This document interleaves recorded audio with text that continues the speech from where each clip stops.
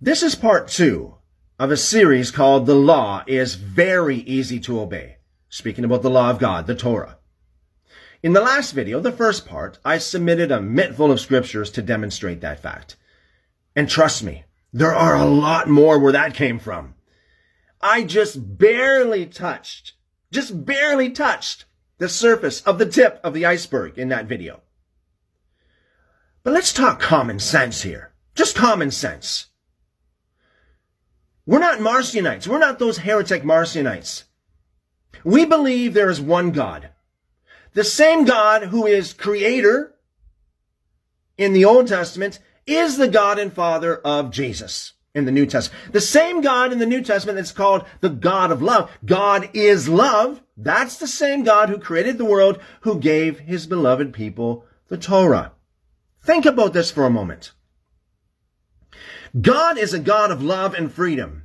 He looked down, he saw his beloved children in Egypt in bondage, and he, being the God of freedom and love, wanted to set them free. And he did. With a mighty outstretched arm and a mighty hand, 10 plagues struck it. He bent over backwards, so to speak, to show how much he loves his people and how much he is a God of freedom.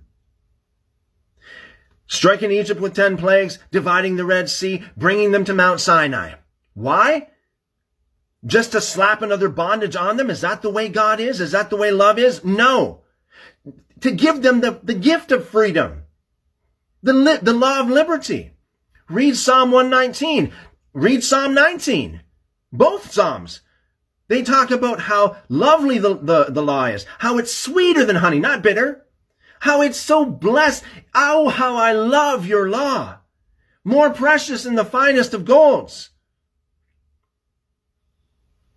Do you actually think that God, the same God that says God is love, do you think that God loves his people so much that he barks out commands that he knows they can't obey them, and then he curses them with horrible curses, worse than your worst nightmare? Read Deuteronomy chapter 28, the curses. It's definitely worse than your worst nightmare. And leaves them in that state for 1,500 years just to show them how much of a sinner they are. I mean, if he wanted them to know that they're just dirty, filthy, rotten, stinking sinners, he would just say it. Don't believe the modern corrupt Christian narrative. Don't believe it.